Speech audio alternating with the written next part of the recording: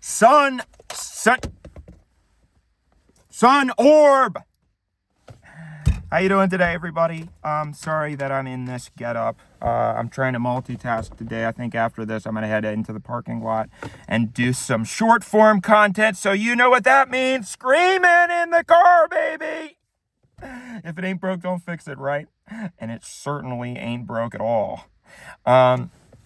But I wanted to sort of make a longer video as kind of an intermezzo from the Sun saga, because I know that's not everybody's cup of tea. I think that if I develop it long enough, then it can become something that's palatable for, I've talked about this endlessly. But I wanted to discuss an update that happened in my ongoing legal drama regarding the video that I made at the beginning of this year. In which now let me be very clear, I did not threaten to do anything in the future. That is extremely important. That is probably the most important factor of this story. I made a video at the beginning of this year in which I reminisced about being in high school and considering blanking up my high school and not doing it. I decided not to do it. Okay? That's very important as well. It is not illegal to not do something. It's not illegal to say that you didn't do something. It's not illegal to say that you almost did something and then didn't do it. And it's certainly not illegal to do any of that when you are a satirical internet content creator. So, if you don't know what I'm talking about, you can go back and watch a video that I made that was called "Yes, My School Shooter Joke Actually Got Me in Legal Trouble." That was just kind of a clickbait title. It was not actually a joke. Well, let me clarify. You know what? I don't have to. That's the whole point. It doesn't matter if it was real or not, because even if it was real, it's not illegal. Okay? I don't know what's so hard about that for people to understand. Just because you don't like something, just because something makes you go, doesn't make it a crime. So anyway, quick recap. I got swatted. I got a call from the Harford County Sheriff's Department. They said that they were going to press charges. I tried to get a lawyer, and then I didn't hear anything for about a month. Fast forward to the middle of February last month. I was on vacation in Anza Borrego, which is a nice desert. I love the desert. I love wringing myself out, sitting by the pool, getting some sun. No, I'm not going to talk about sun anything in this video. Sorry, this is supposed to be an intermezzo. So I was enjoying myself in the desert, and I honestly thought it was over. I had completely forgotten that anything had even, I was like, yeah, whatever, I'm moving on with my life. Because the internet moves very, very fast, A viral video is one and done, in 3 days later, it's evaporated completely. So I was there for a few days, came back home, and as soon as I got back, I had my suitcase in tow, got out of my car, and I ran into my neighbor. And my neighbor said, hey, while you were gone, 2 people in suits were asking for you. And I was like, excuse me? And he said, yeah, there was a lady with a bun, and she had a notepad and all that stuff. And they came knocking, they knocked on your door first, and I saw them, and then they ran into me, and they asked, is Dan Henschel here? And I was like, hey, a notepad, what? Because that's a very alarming thing to just drop on somebody, that there were people in suits looking for you. I thought I was having a psychotic break, honestly. I really did. I felt like I was being gang stalked, And then I'm like, well, hang on a minute. Did they say anything else? What were their names? What did they ask for? What were they here for? And he said, all of a sudden he pulled out his phone and said, oh, sorry, my friend's calling. I got to go. And then he drove away. So I was just standing there with my mouth agape, shaking with fear because the men in black are coming to neutralize me or something. I have no idea. 2 people in suits were at my front door. What are you talking about? So then I spent the next 2 hours having a panic attack, pacing back and forth, asking ChatGPT, what does it mean when 2 people in suits come to your door and one has a bun and has a notepad? And the first thought that I had was, oh, sugar. Maybe they're process servers, and maybe I am getting charged with something because of the video from the month before, and they're serving me. But then ChatGPT said, no, that's not the case, because a process server probably wouldn't have a notepad. A process server doesn't need to dress in formal attire, and there would only need to be one of them. And they would likely be holding an envelope.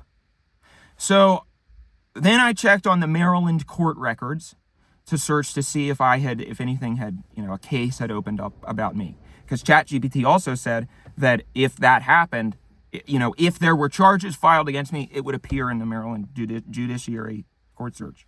So, type that in. Didn't see anything. So I said, okay, well, that's pretty weird, but I'm sure if it's important, I'll hear from them again. And then I forgot about it. It just became sort of a thing where I was like, oh yeah, remember when 2 people in suits apparently came to the door and were asking for me? All right. And I kept moving on with my life. Made sun loaf, sun orb, sun cumber, sun radish, sun melon, melon sun. Wow, there's been a lot. And they ain't stopping anytime soon, so strap in, folks.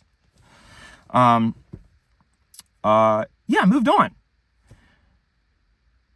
Now, I get a lot of phone calls from a lot of random numbers, and I never answer them. I have 2 very, very strict policies. Throw away all mail and don't ever answer the phone. And I'm doing fine, because I find that avoids a lot of unnecessary anxiety. If something is really important, life is full of people trying to make crises out of things that are not actually important, just because it gives them something to do, right? It makes the time go by faster. The key to a long and happy life is learning which of those things actually require your attention, which actually need to be dealt with, and which you don't have to, which, don't deserve any modicum of your attention at all, I've always likened it to sort of playing whack-a-mole. I sort of play whack-a-mole in life, right? If a gopher goes like boing, then I boink, whack it with my hammer, goes back down. I wait for the next gopher, boink. That's how I live my life. I don't bother trying to go in the hole and say, hey, gopher, get out of here, gopher. That doesn't make any sense, because that's just unnecessary strain. If something is important, it will make itself clear. It will reveal itself to you in time. So I don't answer the phone. All of a sudden, yesterday, I got a phone call. And if you ever get a phone call from the police or from an investigative body, what I've learned is there will be this very scary, foreboding caller ID under the number that says public service. That happened both times. The time it was the Harford County Sheriff's Department and the time it was who I'm about to tell you it was. And if you see that, so I saw that and I was like, because I remembered the time before. That was a pretty good gulp. That was pretty good. I'm going to have to do some recordings of that. Let me try it again.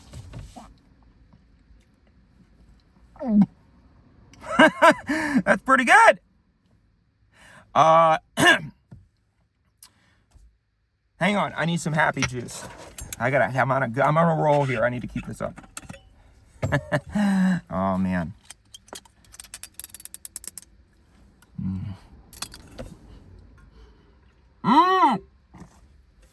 Hope happy juice isn't illegal, right? It isn't. It is not. It's perfectly legal. And perfectly yummy. It's not yummy at all. It's actually very disgusting.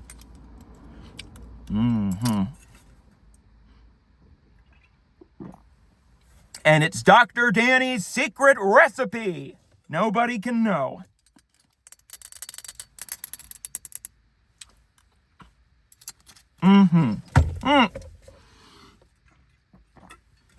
So I decided to do an extremely rare thing that I shouldn't have done. I broke my golden rule. I answered the phone.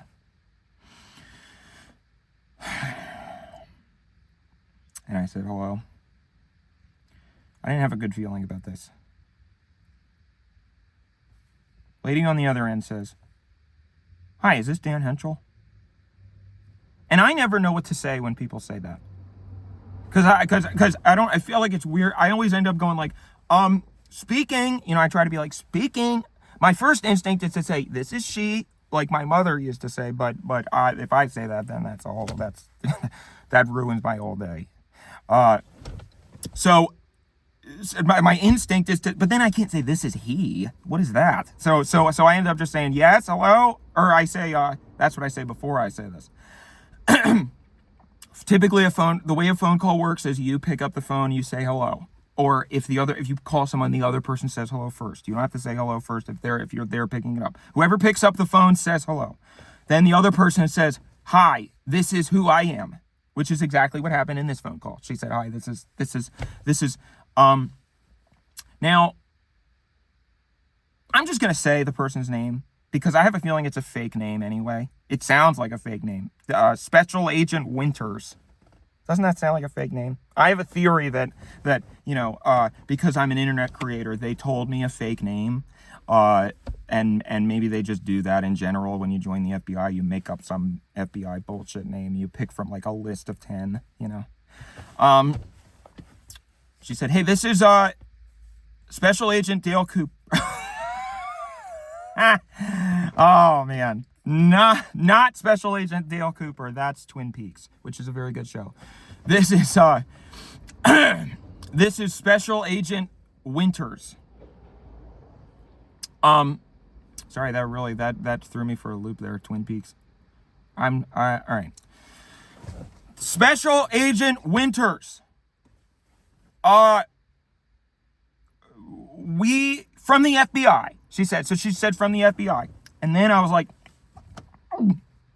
again. And she was like, this is Special Agent Winters from the FBI. And I was like, okay. And she said, are you available to come into the office to discuss your online activity? So I was like, fucking Christ. Then she said, I'm not sure if you got my other voicemail, which had been left 2 weeks ago. Apparently I scrolled through and I saw the number and it was, So I'll do like a cursory, that's the thing. I always look at the voicemail transcription to make sure that it doesn't say, if I don't see FBI, charges, or any of those key words, then I'm just like, keep moving, So I said, I just didn't respond to that part because I was like, yeah, I ignored you. And then she said, do you have time to come to the office to discuss your online activity? And I was like, because when the police talk to you, I've made this very clear in several videos before. Do not. I even said too much when I was talking to them now, or in the phone call. I said too much. All you have to do is say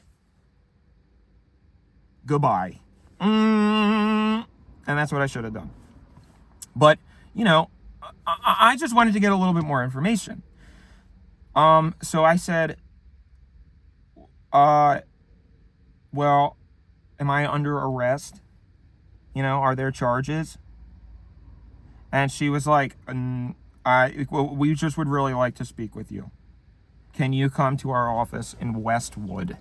Which from me in LA, going to Westwood, I wouldn't even go to Westwood for my wedding, let alone go to have some meeting, where I'm about to get fucked in the ass. And she said, or we could come to you, And again, let me emphasize, because this person is probably watching this video, Special Agent Dale Cooper. Perfectly perfectly cordial, great conversation. My golden rule, no, my third golden rule is be ruthless with systems, not people, right?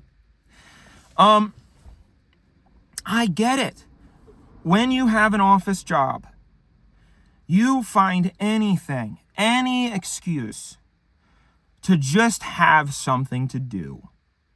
You find a task that you can drag out for as long as possible so that you have plausible deniability. If anybody asks what you're doing, when you're scrolling Twitter on your computer, you can very quickly switch to an Excel spreadsheet with random numbers on it, and you can say, oh yeah, I'm looking into the lead of the online content creator and his satirical Instagram reel, So actually, they should be thanking me for not being at the door and not answering the phone, because that allowed them to drag this out and have something to do for much longer. You're welcome. But I'll admit, it's, because it's scary when the police talk to you. And it's certainly scary when the FBI talks to you. When the fucking feds are knocking at your door, that's scary. And they know that. They know that. That's the whole reason why they do it. That's the entire reason why they do it. So, of course, they know exactly what they're doing. They're very smart. Very, very, very, very smart. They're trained to manipulate you. They are trained to get me to answer the phone and spill my guts and come in and be scared and say, oh my God, I'm sorry about my Instagram reel that I made. Oh, I'm sorry. But I didn't do anything wrong. That's the key. And when you know you didn't do anything wrong, even then, you still could, they can just make something up. So part of the reason why, I'm sure that there are going to be some people who are saying this is ill-advised legally for you to be discussing this on the internet. But that's the safest thing that I can possibly do. Explain what's going on, get the story out there, get the updates out there, so that if anything happens, people understand the background, because I've always said, gaslighting's worst enemy is other people who are not involved. So anyway, I said, well, because then I went into the only thing that you need to say when the police try to talk to you, certainly when the feds try to talk to you, is I'm gonna speak to my lawyer, and I'll get right back to you, And she said, well, when can I plan on getting a call back? And I was like, Jesus, I don't fucking know. Whenever I get to it. I didn't say that, but I said, yeah, sure, tomorrow. Yeah, sure. I don't know. Yeah, I just made something up, Got her number, Special Agent Dale Cooper. I said, thank you very much. Have a nice day. This was there were a lot of these moments in this debacle where I was like, that was probably number 6 in the whole since January.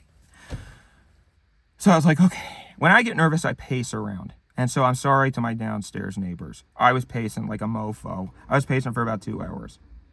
Pacing around my apartment, trying to think like, okay, well, what do I do, And luckily, I have a lawyer now who I posted on my Instagram story last night. He's very much, I just feel safe with that man, I must say. And I'm very lucky, I'll tell you. I am so lucky that I mean this very genuinely. Because I think the biggest thing that, I'm sorry to get to real talk here, but the thing that just deeply disturbed me about this entire experience is how frightening it was for me as a very privileged person who is very smart, who has a lot of resources, who has all the resources you could ever ask for, all the knowledge about his own rights, who knows what to do, The fact that they do this to people who have none of that is so it almost makes, it's almost moving me to tears right now, because I just can't imagine.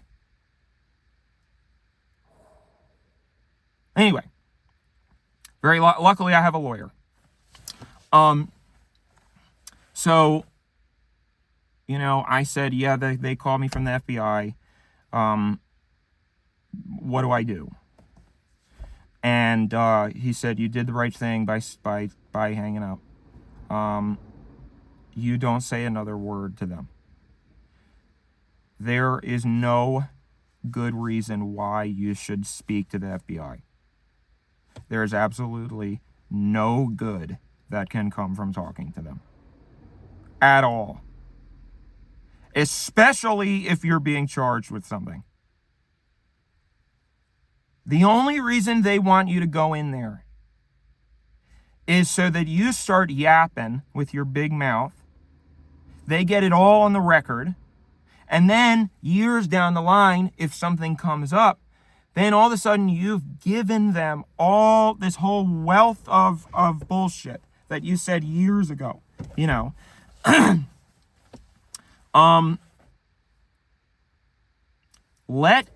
me Special Agent Dale Cooper's number. I'll talk to her and see what they want. So I said, okay, all right. 3 minutes goes by. My lawyer calls me back. And he says, okay. And I said, hello, how are you doing? And he said, well, I'm doing the same that I was 3 minutes ago. And I felt very embarrassed because I'm not very good on the phone. So I'll do stupid things like that where I answer the phone. I say, hello, you know, how are you? Even though I just talked to the player. You know, I don't know. I'm just making all this stuff up, right? Like, not the story. The story's real. But I mean, in life, how to behave, what to do, you know. He said, I talked to Special Agent Dale Cooper. And she said, the reason that they want to talk to you was to admonish you for your online content. And I was like, that's what she said? She said that. And he said, yes, they said those words. So, obviously, I'm insisting that there is no reason for you to go talk to them at all. But you have to decline, and then I will decline on behalf of you. So I said, well, no, I'm not going to talk to them. Of course not. I did consider maybe trying to get to go, you know, as the Joker or something, get a chuckler goes to the FBI, but then I was like, you know what, the FBI, honestly,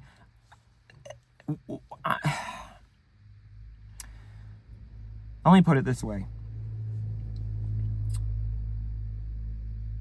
Where there's 10,000 more ideas where that one came from, right? You know, an idea that could ruin my entire life. I'm just as happy with Sunloaf.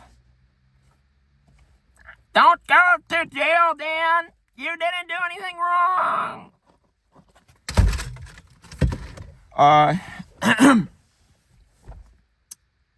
So, he said, well, I have a feeling then this is going to be the end of it. Because they have nothing.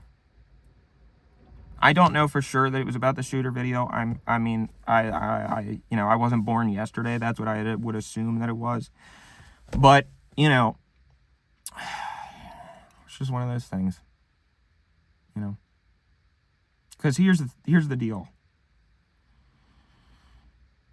At the end of the day,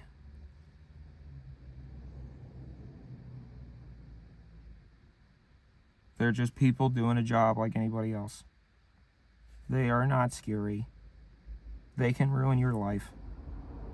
They can harass you. But if you know your rights and you know not to let them get away with it, that's the most important thing. So, we'll see if there's anything else that happens. I don't know if there will be. But, you know, another day as a free man. And to the FBI agent who has the glorious task of watching all of my content and keeping notes in the file, you're welcome. Because you're getting exposed to art and comedy that is groundbreaking, that you probably wouldn't normally see because you probably listen to Joe Rogan otherwise, right? This is called art. This is called transgressive behavior. This is called pushing the boundaries. Okay? This is the future. So you're welcome. All right, see you later.